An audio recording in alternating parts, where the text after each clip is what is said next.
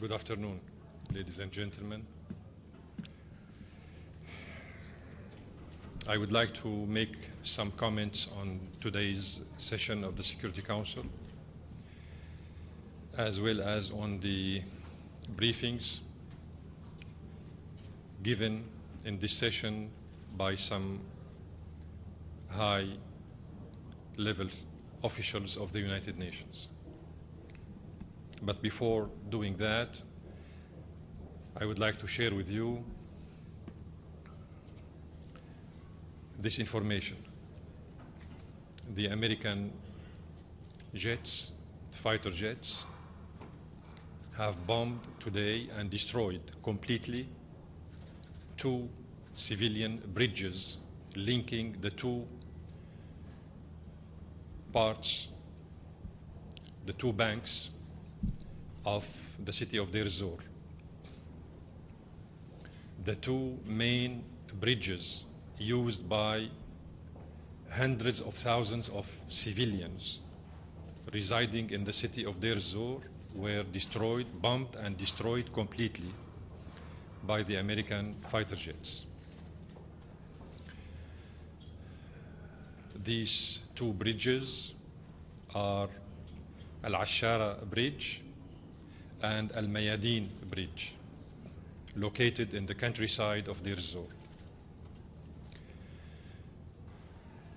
This attack repeats another ugly attack, appalling attack, criminal attack against the Syrian military position in the mountain of Al-Tharda in Deir ez-Zor. So it seems that the American fighter jets got obsessed with the city of Deir ez-Zor.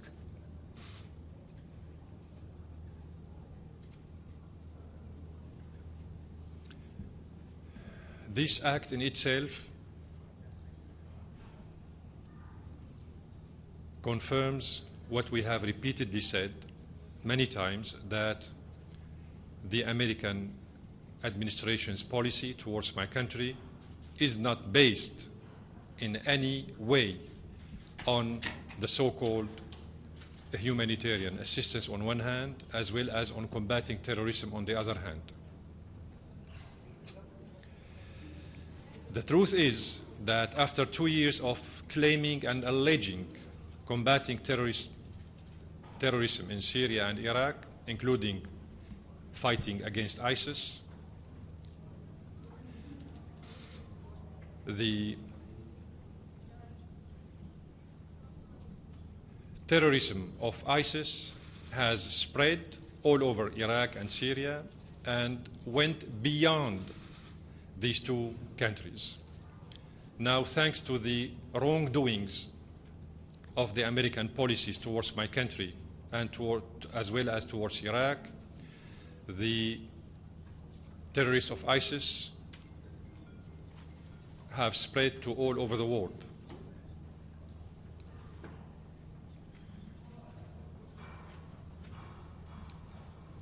We all remember that a year ago,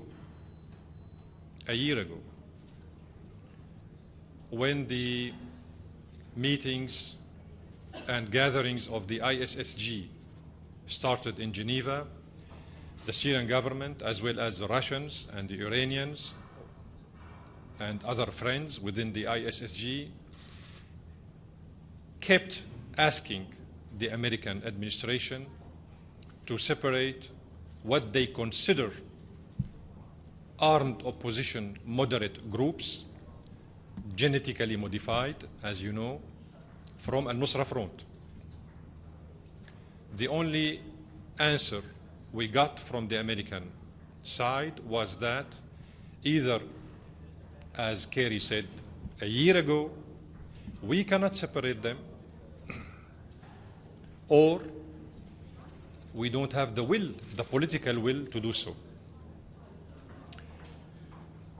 We add to this injury another insult, which goes back, as you remember, to the outcomes of the implementation of the outcomes of Vienna II conference. When this conference asked the Jordanians to come up with the list designating who is terrorist and who is not, and asked the Saudi government to come up with the list designating who is opposition and who is not. Both of them failed to implement this commitment. The result was that we went to Geneva again for the intra-Syrian talks, and we hit ourselves to this dilemma.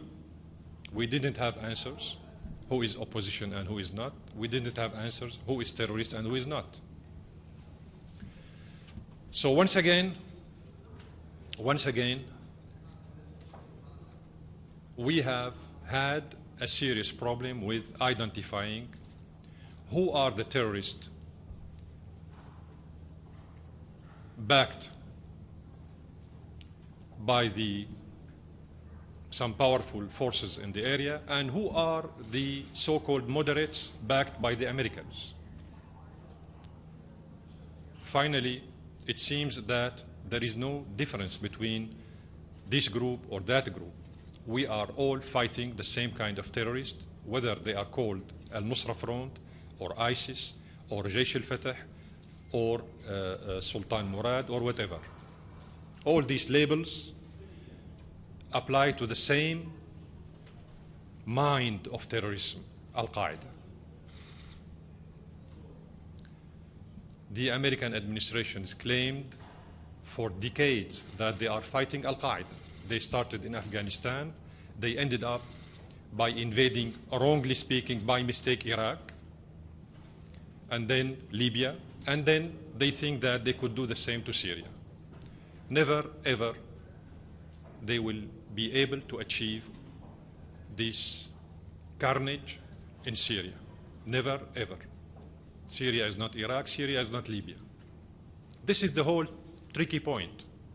We should all understand that the plan is to repeat exactly in Syria, maybe in a worse scenario, what they did in Iraq and Libya, and elsewhere, Nicaragua, Yugoslavia, you name it. So this is why the Syrian government is combating terrorism. Syrian government is not bombing civilians. These people are our own people. We don't bomb civilians. We don't kill civilians. We don't bomb humanitarian convoy. We don't do that. Those who did it are the terrorists, and the Americans and their British allies and French allies, they know that. They know that for sure. Especially when we know that the French fighter jets also bombed the city of Manbij in the countryside of Aleppo and killed 200 civilians, women and children. But they don't shed the crocodile tears on what they did in Manbij. They don't shed the crocodile tears on what they did in all over Syria since the beginning of the crisis 5 years ago. They are keeping killing civilians, and they are keeping imposing economic sanctions, unilateral coercive economic measures against my people, and then on the same time they claim that they are, you know what, we want to help the Syrians through what they call humanitarian assistance. How come you are punishing 23 million Syrians by these coercive economic unilateral measures on one hand, and then claiming that you want to help them on the other hand? You cannot accumulate a hell and a heaven together while dealing with the humanitarian assistance to the Syrian people. We don't need a humanitarian assistance. We need to put an end to this terrorist war imposed against us. We did not choose this war. It is an imposed terrorist war against the Syrian people and the Syrian government. So the issue for us is not about declaring a cessation of hostility in Aleppo for 48 hours or 24 hours or 1 week or 7 days or 10 days. This is not the main issue. The main issue for us is how to stop this terrorist war against our country. We are a sovereign member of the United Nations. And this war against us is unprecedented, as you know. Unprecedented. The Americans and their allies established what they call an international alliance, which is illegitimate because it wasn't based on a Security Council resolution, and they did not consult with the Syrian government, and we did not request for it. So the violation of our sovereignty is multiple-faceted. It's not only one violation. It's a violation. It's a series of violations accumulated one upon the other. And they claim they got hysterical organizing meetings on Syria every day. Yesterday, 2 meetings in one day. They got hysterical,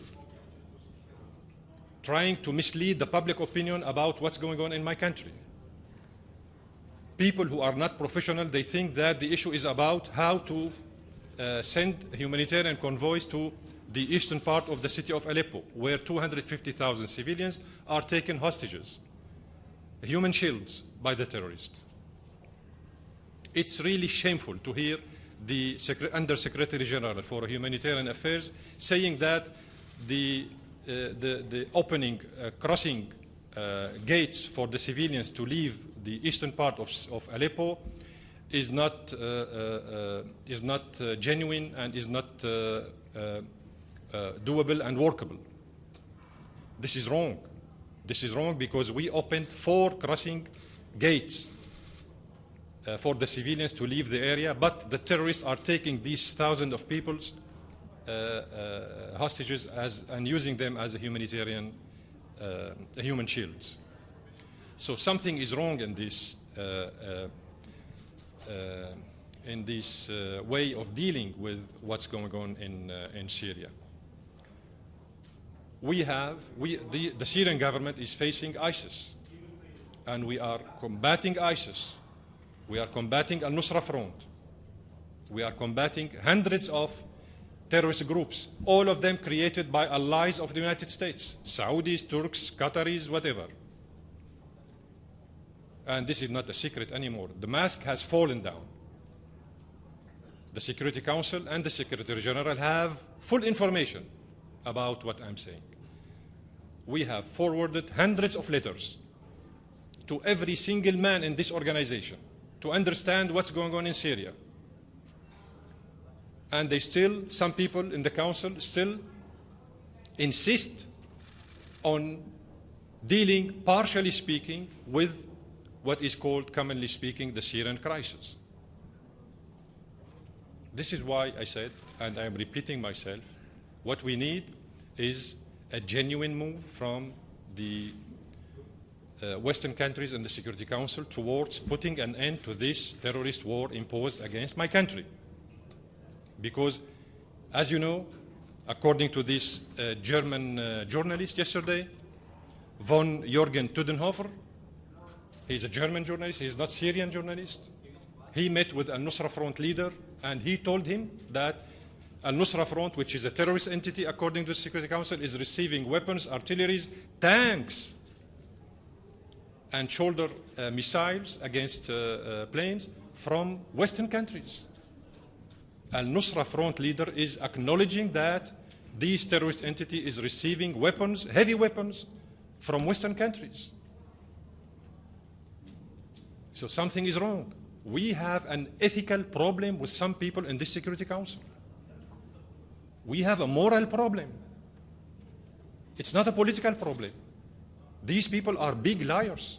They are misleading the public opinion everywhere in the world.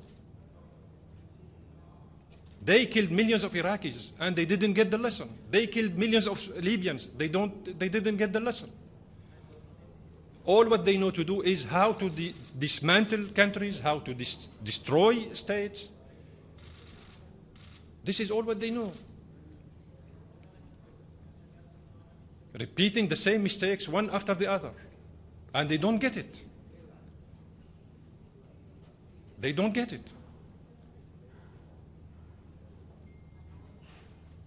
Thousands of killed in Syria, hundreds of thousands of refugees and displaced persons, and then the American ambassador called for an urgent meeting to discuss the suffering of gays in Iraq and Syria.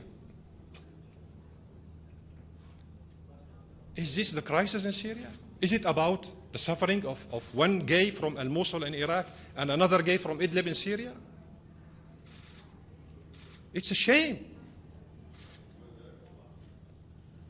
It's a shame. Thank you. Given the reality as you described in eastern parts of Aleppo, what do you think, what's your proposal to solve the situation there? And do you still, are you still committed to defeat all the so-called terrorists? I don't know, this is, there is no agreement on this. By military force or how in Syria? According to the Constitution, according to the UN Charter, according to the principles of international law, the Syrian government has the obligation to combat the terrorists wherever they are on the Syrian soil and to free this land from these bloodthirsty groups. So yes, we will be committed, we will continue our commitment to combat the terrorists wherever they are. Second, the solution, we need a genuine assistance to the Syrian government while combating the terrorists. We don't need fake assistance. We don't need a fake criticism of the Syrian government.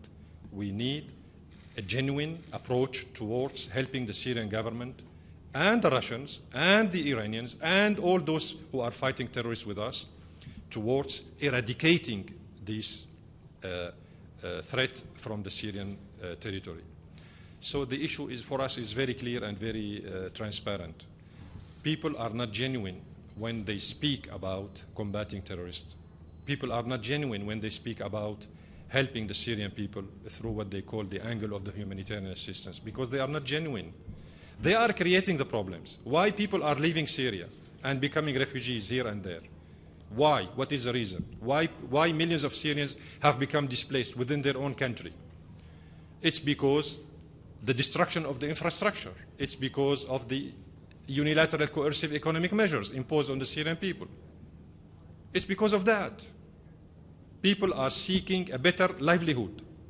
They are not leaving Syria because they are against their own government. They are leaving because they need to survive. Thank you. Yes, please.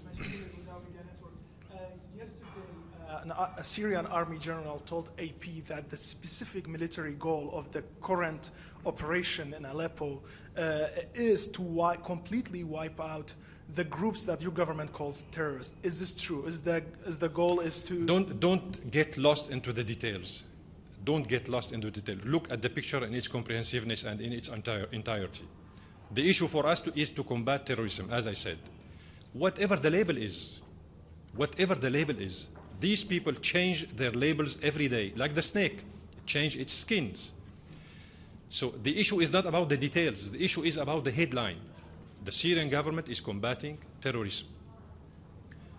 When you are a peaceful, civilian, unarmed opposition, you don't recurse to terrorism.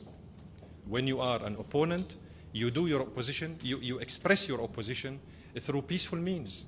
You don't hold weapons against the government. You don't destroy infrastructure. You don't work for Israel and for the enemies of your own nation. Syrian national opposition is a necessity for us, but it should be national opposition. National opposition, not agents working for Qatar, Turkey, Saudi Arabia, France, Britain, and USA. It's been reported widely that at least 100,000 of the 250,000 civilians who are currently, some would say, trapped in East Aleppo are children. And we've seen reports of many children who have been victims of the bombings. So, number one, I'd like you to confirm or deny that children are being disproportionately impacted by the current bombings in East Aleppo.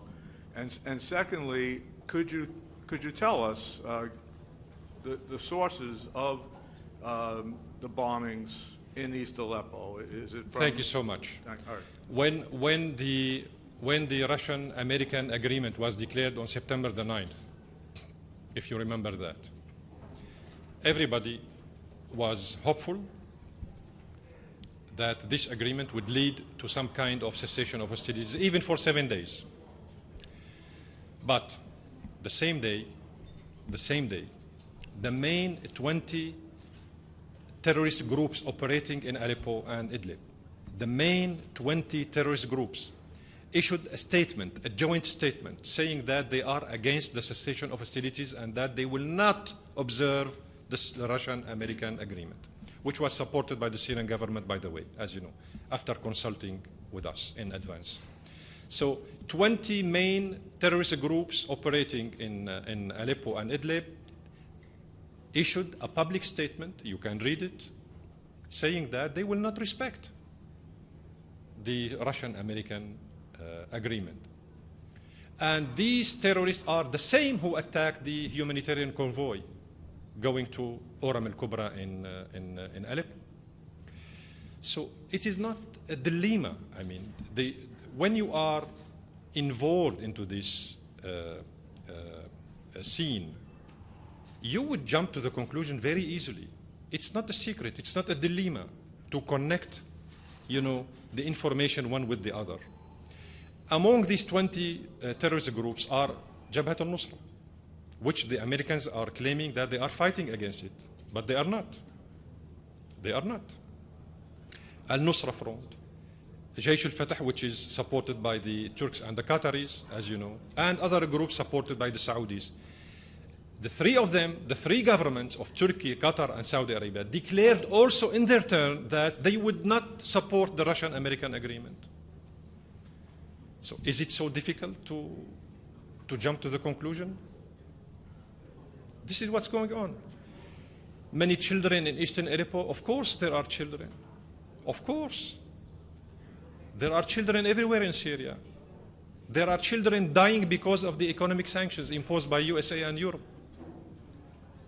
There are children dying because of the terrorist explosions here and there. There are children who are dying because of the blind bombings by the fighter jets of civilian targets in Syria. So please look at the picture in its entirety. The Syrian government has the duty to protect its own people, by all means.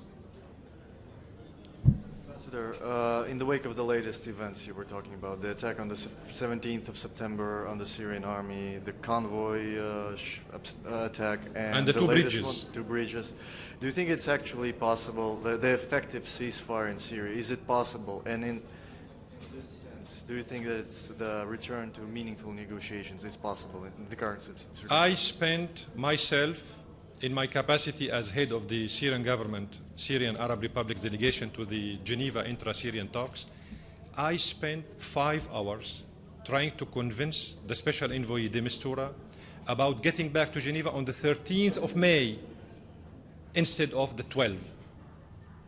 5 hours negotiating with de Mistura whether we should get back on the 12th or on the 13th of May. And now we are on the 29th of September. And Mr. de Mistura hasn't yet gotten the green light from the influential guys to call for resuming these intra-Syrian talks. And he is still unable to kick away from Geneva talks the terrorists, those who are backed by the Americans and their allies. Which ceasefire? The ceasefire, is it possible in the current circumstances? The issue is bigger than the ceasefire. This is what I was saying to one of your colleagues when I said, please don't get lost into the details. We don't need a cessation of hostilities for 48 hours. We need an eternal cessation of hostilities in Syria. We need to put an end to this terrorist war imposed on the Syrian people. We don't deal with the Syrian crisis in the smallest details of this crisis. We want a global solution. We want a global approach. We want a genuine global approach. Genuine. Because people here, some of them are not genuine. Thank you so much.